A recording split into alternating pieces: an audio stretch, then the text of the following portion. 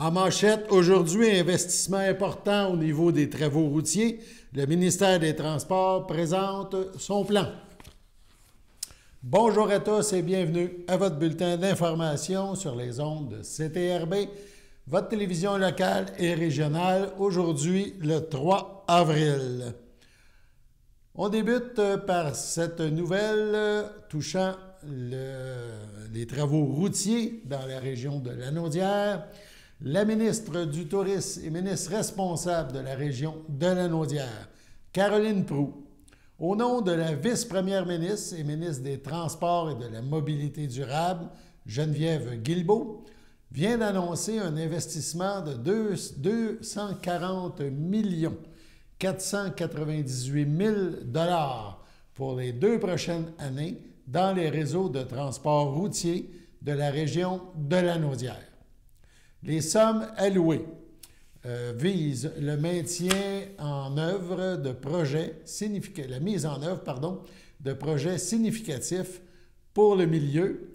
Donc, on parle de beaucoup de projets, les principaux étant l'étude en lien avec le plan d'intervention de la route 131 entre Joliette et Saint-Michel-des-Saints, au nord de Lanaudière, le programme d'intervention pour la réfection de la chaussée sur diverses routes à Rawdon et à Saint-Ambroise-de-Kildare, toujours dans la partie nord de Lanaudière, la réfection de la chaussée des routes 158 et 347 à Sainte-Geneviève-de-Berthier et à Saint-Norbert, donc dans la MRC de Dautré, et le contournement de Saint-Lin, la voie de contournement de Saint-Lin-Laurentide et le réaménagement de la route 335.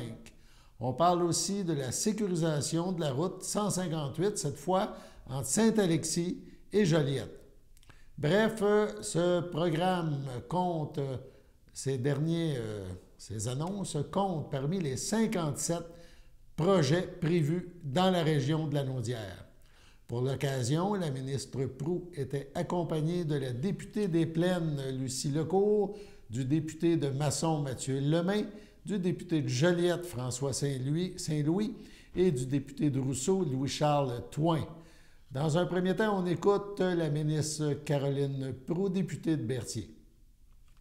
Vraiment très heureuse d'être ici au nom de la vice-première ministre, ministre responsable des Transports, de la Mobilité durable, Mme Guilbeault, pour vous présenter donc la série d'investissements du gouvernement du Québec, des investissements routiers pour 2023-2025 pour toute la belle région de Lanaudière.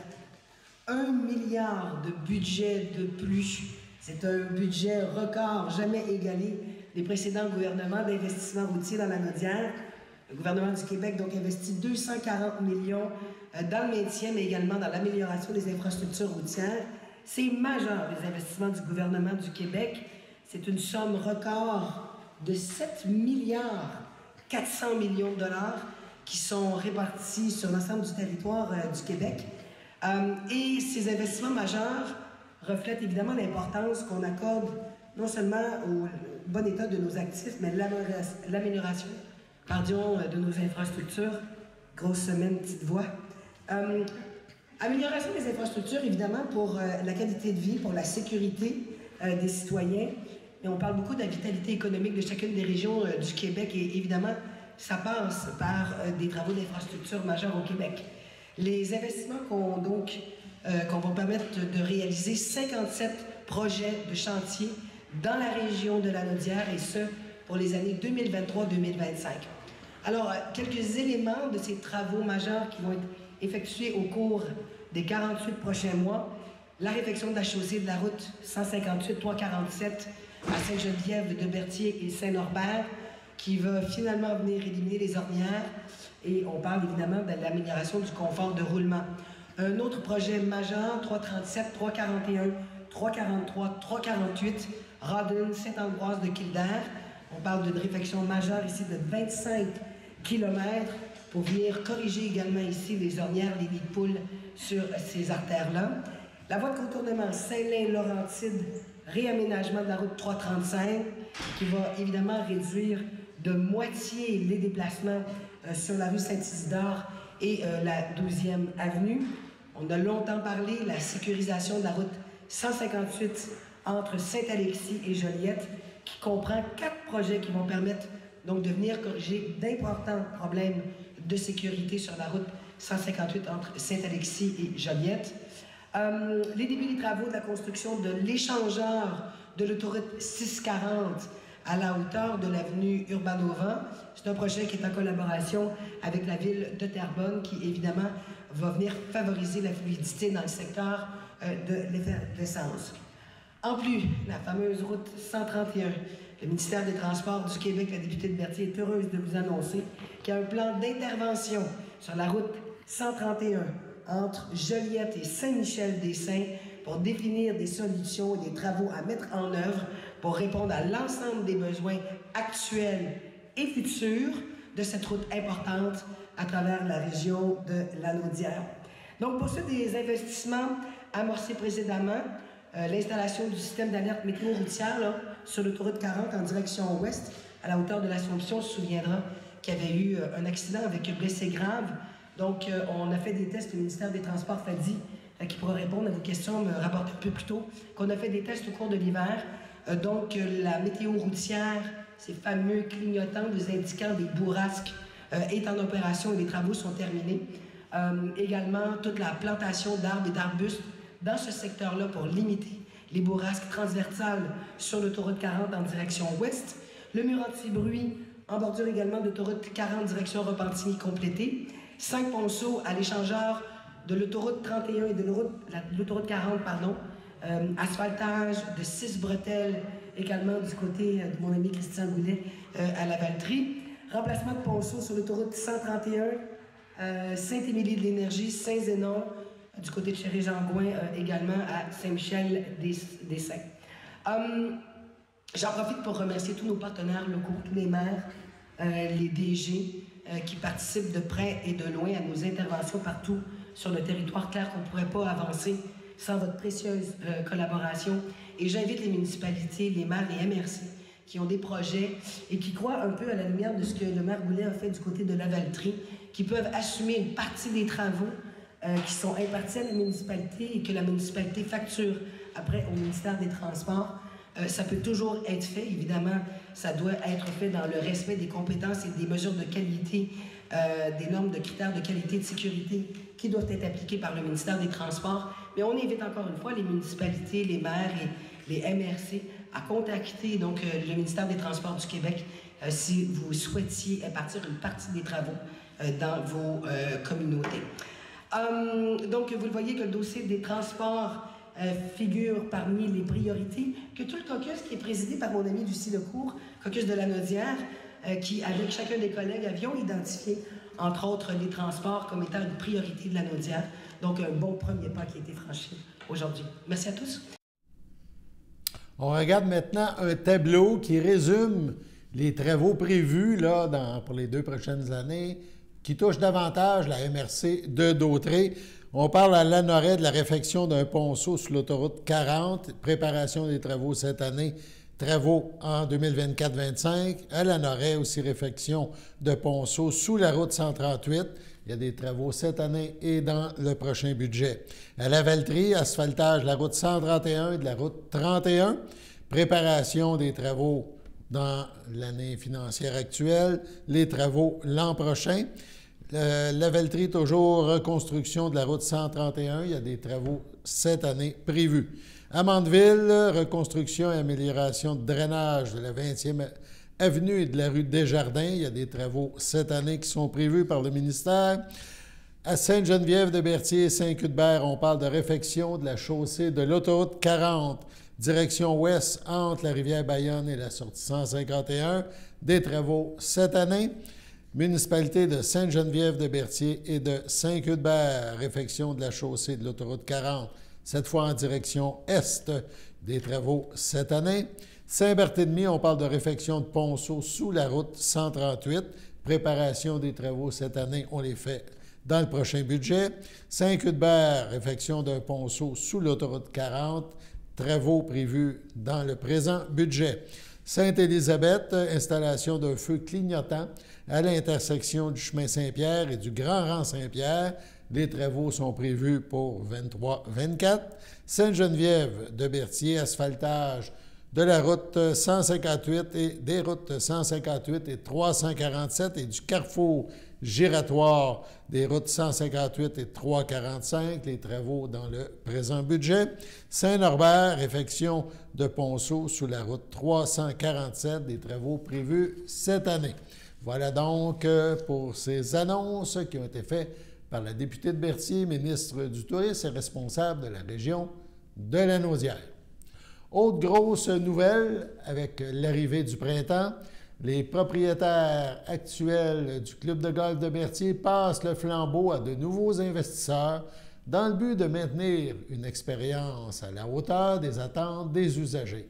C'est donc 4 hommes d'affaires originaires de la région, soit Jean-Claude Payet du groupe Payet, Marco Gélina Sylvestre et Louis-Gilbert Fredette, donc tous du groupe Payet, ainsi qu'André Saint-Martin, qui viennent ou qui acquièrent le club de golf de Berthier et qui vont, nous dit-on, investir des sommes importantes afin de prendre la relève dans le processus de valorisation de ce site enchanteur chez nous. Dès cette année, d'importants travaux auront lieu, nous dit-on, tels que la rénovation et le drainage de l'ensemble du terrain de golf, la réfection des trappes de sable, la mise aux normes des sentiers de voiturettes, l'acquisition de nouvelles voiturettes modernes et bien sûr l'amélioration des verres. Ces travaux seront effectués en respectant les plus hauts standards de l'industrie, nous dit-on, afin de créer des infrastructures prestigieuses et de grande qualité. Le clubhouse, l'infrastructure la plus importante, fera aussi peau neuve, non seulement avec la rénovation des aménagements actuels, mais aussi grâce à l'ajout d'une salle multifonctionnelle qui fera rêver les habitués et les nouveaux visiteurs pour s'assurer que les hauts standards du site seront respectés dans ces opérations. Donc, le groupe, les acheteurs ont confirmé, ont annoncé que Martin Genet, directeur général et surintendant du terrain, continuera son excellent travail avec la nouvelle administration. Afin d'offrir à la clientèle un site orienté vers l'avenir qui respectera les belles histoires du passé, nous souhaitons bonifier l'offre actuelle afin de proposer quelque chose de nouveau aux gens de notre région. Nos installations serviront bien sûr aux adeptes de ce sport, mais aussi aux familles désirant organiser des événements de qualité dans un environnement enchanteur où la nature domine le paysage, souligne Jean-Claude Payet, président du groupe Payet. Le concept sera revu afin d'accueillir un plus grand nombre de visiteurs et de joueurs. Bien que plusieurs travaux débutent ce printemps, le club de golf de Berthier poursuivra ses activités et offrira aux visiteurs une formule Green Fee, oui. Un service de restauration sera toujours disponible sur le site, nous dit-on, où seront servis des repas ainsi que des rafraîchissements. Les commodités d'usage seront accessibles.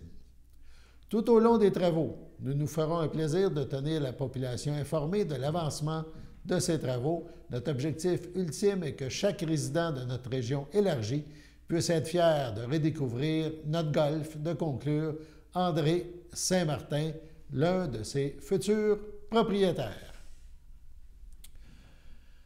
La direction du Centre intégré de santé et des services sociaux, le CI3S de la Naudière, souhaite informer la population des changements concernant l'offre de services de vaccination et de dépistage de la COVID-19. Donc, on parle de modification d'heures d'ouverture des cliniques. Dès le 9 avril, en raison de la baisse des activités, la direction du CI3S réduira les heures d'ouverture des cliniques de vaccination situées à Repentigny et à Joliette. Les heures d'ouverture seront les lundis et mardis entre 10h30 et 17h30, le vendredi entre 12h30 et 19h30, le samedi entre 9h30 et 16h30. Les cliniques de vaccination poursuivent leur mandat de vaccination contre la COVID et contre l'influenza, et ce, avec ou sans rendez-vous. On parle aussi de fermeture de la clinique de dépistage à Repentigny. La clinique, qui était située au Centre multiservices de santé et de services sociaux Claude David, cessera ses activités de dépistage de la COVID vendredi le 7 avril. Les cliniques de dépistage situées à Mascouche et Joliette maintiennent leurs activités selon l'horaire régulier. Pour connaître les adresses et les heures d'ouverture, il faut visiter le site du CI 3S. Pour prendre rendez-vous pour la vaccination et le dépistage, on appelle, évidemment, on va sur le site du CI 3S et on les contacte. Donc, on vérifie. Le point, évidemment, central, c'est le site web du CI 3S. Sur ce, allons à la pause.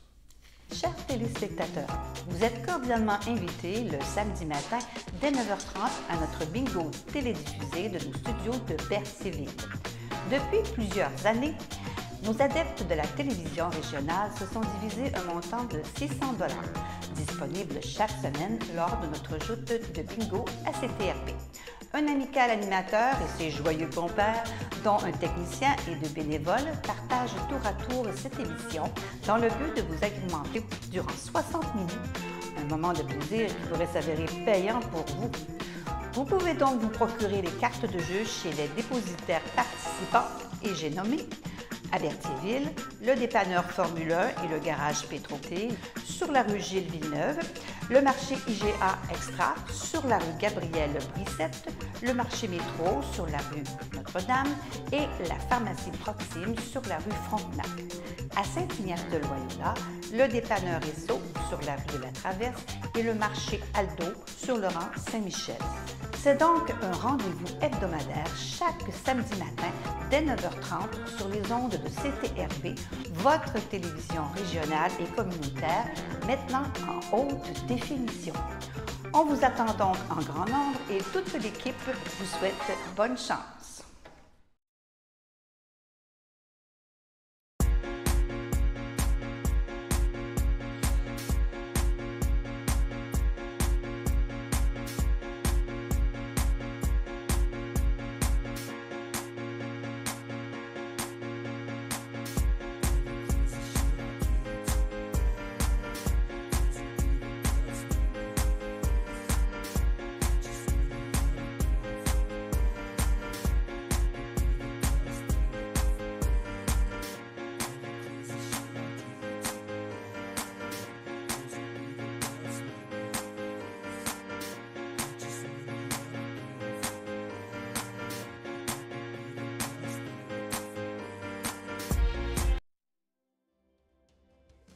Si vous voulez participer aux activités offertes au groupe d'entraide en santé mentale Berthier-Lavaltrie L'Envol, plusieurs options de transport gratuits vous sont offertes. Le covoiturage, le transport avec un bénévole du CABA ou le transport adapté. Le territoire desservi, Berthier, Saint-Cuthbert, Saint-Norbert, Sainte-Élisabeth, Les Îles, Sainte-Geneviève, Lavaltrie, Lanoraie et Saint-Barthélemy. Contactez-nous pour plus d'informations.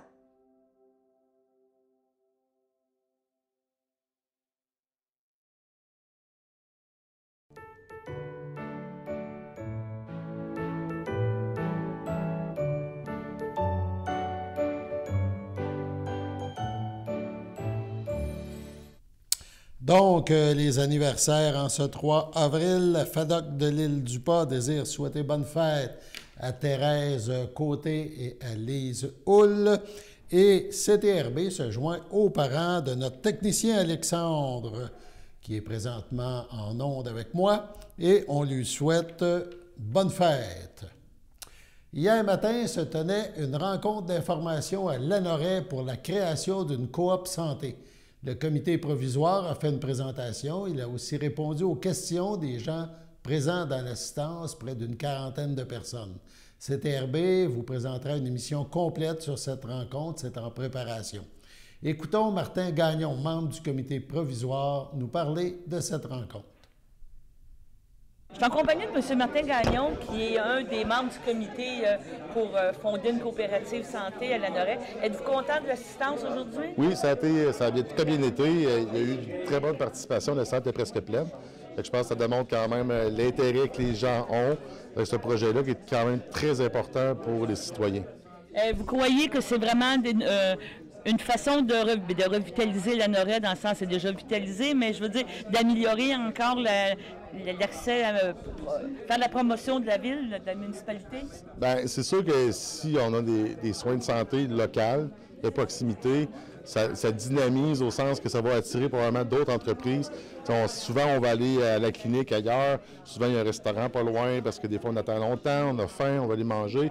C'est tout un système économique qui va être pas revitalisé, qui va se dynamiser avec la présence d'une coop. Donc, là, les prochaines étapes, c'est qu'on propage la bonne nouvelle, on invite les gens à s'inscrire. C'est quoi là, votre plan de match? Là? Oui, effectivement. Plus que les gens vont être au courant du projet, plus les gens vont signer la déclaration d'intention, soit en papier, dans les différents commerces de la Norois, ou soit en ligne, sur notre page Facebook Coop Lanoraie. Plus les gens vont nous donner leur appui, plus on va avoir l'écoute des différents partenaires financiers, économiques et les professionnels de la santé pour vraiment croire au projet puis qu'on aille de l'avant. Là, vous parliez éventuellement d'une fondation vraiment de la coopérative. Avez-vous, je m'excuse du mot deadline, là, mais avez-vous un objectif de faire cette assemblée-là dans un avenir? Dans le fond, on s'est donné un objectif de 100 personnes, 100 signataires qui vont nous supporter. Donc, à partir de là, on pense pouvoir structurer la GO quelque part en juillet, probablement à août, où il va y avoir l'assemblée d'organisations réelles, puis la constitution réelle de la coopérative. Bon, ben on va vous suivre dans les prochains mois. Merci beaucoup. Merci. André Villeneuve, le maire de Lanoraie, était aussi présent à cette rencontre dimanche. Il a bien sûr accepté de nous parler de ce projet. Monsieur Villeneuve, vous êtes content du nombre de personnes qui sont présentées ce matin? Oui, bien, c'est sûr que probablement et assurément que les gens vont en parler. Alors, bouche à oreille, il n'y a rien de mieux que ça pour propager une nouvelle. Puis je pense que c'est une belle nouvelle. Dans ce qui a été annoncé, c'est peut-être le début, qui sait, d'une belle grande aventure. La Ville appuie le projet? Bien là, moi, je peux parler au nom d'André Villeneuve. Oui, Mais par contre, je peux vous dire que quand je regarde les résolutions qui ont été passées dans le passé par les conseils avant nous, il y avait une volonté affichée de promouvoir donc l'accès de proximité à des infirmières ou médecins à Lanoraie. Alors déjà là, je pense qu'on est sur une belle lancée. Personnellement, je suis tout à fait d'accord. Et puis quand on regarde les exemples partout ailleurs, comme je nommais tantôt Saint-Gabriel, où les 7 municipalités ont décidé d'investir dans la nouvelle coopérative à Saint-Gabriel, ben je me dis pourquoi pas. En terminant, c'est un argument de vente possiblement pour la municipalité encore pour inviter les gens à venir rester à Lanoraie? Bien, écoutez, il y a des développements qui sont en marche présentement, que ce soit à l'est ou à l'ouest de la municipalité.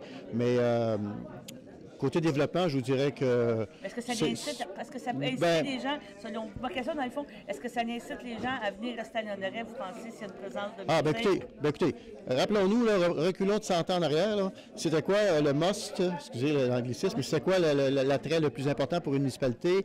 C'était d'abord le curé, le notaire et le médecin. Alors, ça a changé un peu, mais ça reste encore important que dans une communauté, on puisse avoir accès à des soins de proximité en santé. Alors, je pense que c'est essentiel. On doit pouvoir permettre... Vous savez, il y a des gens qui sont captifs de leur milieu. Ils n'ont pas d'automobile, ils ont la difficulté à se transporter à l'extérieur de la municipalité. Et là, d'avoir des soins ici même, à Lanoraie, écoutez, je pense que tout le monde est d'accord avec ça. Bon, bien, je vous remercie. Ça fait plaisir. Les Loisirs de Saint-Ignace ont présenté samedi un spectacle avec le groupe, mettant en vedette le groupe Les Campagnards, un hommage aux aînés. Ce fut un grand succès et à souligner, c'était la première grande rencontre qui se déroulait dans l'église de Saint-Ignace, non pas au sous-sol, mais où il y avait les bancs avant. Les bancs, on le rappelle, ont été enlevés. Donc, ça devient une salle communautaire pour la communauté de Saint-Ignace. Le Cabas vous invite à ses petites vues. Cette fois, c'est la suite du film Elona Holmes. Donc, si vous avez vu le premier, le deuxième, c'est demain, mardi 4 avril, 13h30. Donc, à ne pas manquer la suite du film Elona Holmes. Sur ce, allons à la pause.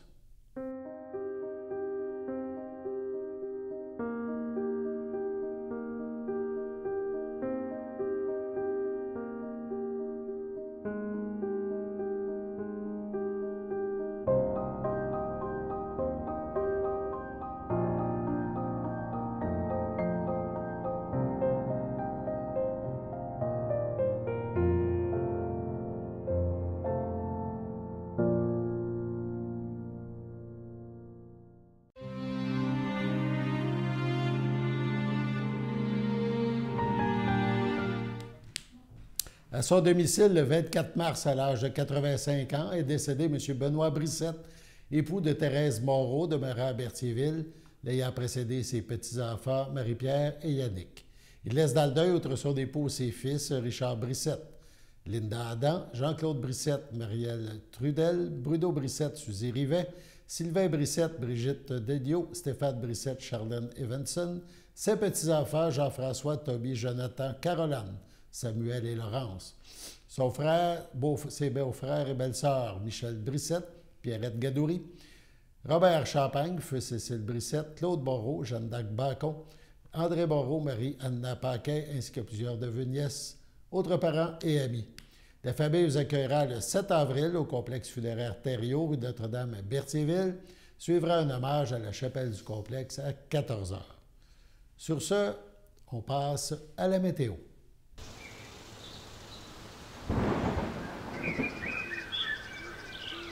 Bienvenue à votre météo de cette semaine. Aujourd'hui, lundi après-midi, ce sera de la pluie et de la neige. Une température de 5, un temps ressenti de 2, moins de 1 mm de pluie et moins de 1 cm de neige.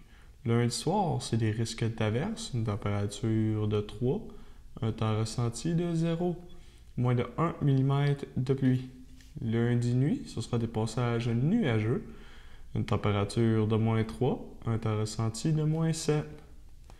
Mardi matin, ce sera ensoleillé avec passage nuageux, une température de moins 3, un temps ressenti de moins 7. Mardi après-midi, ce sera un ciel variable, une température de 7, un temps ressenti de 5. Mardi soir, ce sera un ciel variable, une température de 0, un temps ressenti de moins 4. Et voilà, c'était tout pour votre météo. Merci Alexandre. On vous a présenté le bulletin d'information sur les ondes de CTRB, votre télévision locale et régionale, aujourd'hui le 3 avril. On vous invite à être des nôtres demain pour la prochaine édition de ce bulletin qui vous renseigne sur ce qui se passe chez vous et dans la région. Alain Bellubert au Pépites, bonne fin de journée et on se revoit demain.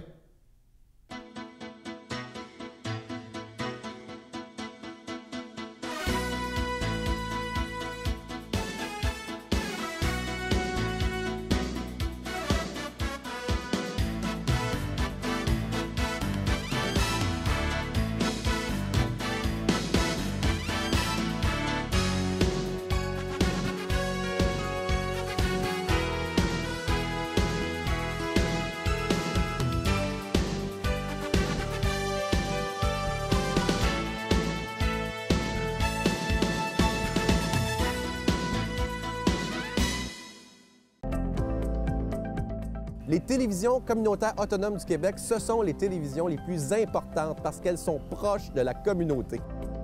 On veut encourager des gens qui parlent de ce qui nous intéresse, mais aussi qui participent au développement local. Mais c'est fini le temps là, où on allait lire une affaire qui a été écrite avant hier au bout du monde. Non! Tu veux savoir ce qui se passe chez vous? Bien, ma télé préférée, c'est la télé autonome communautaire. C'est ici que ça se passe.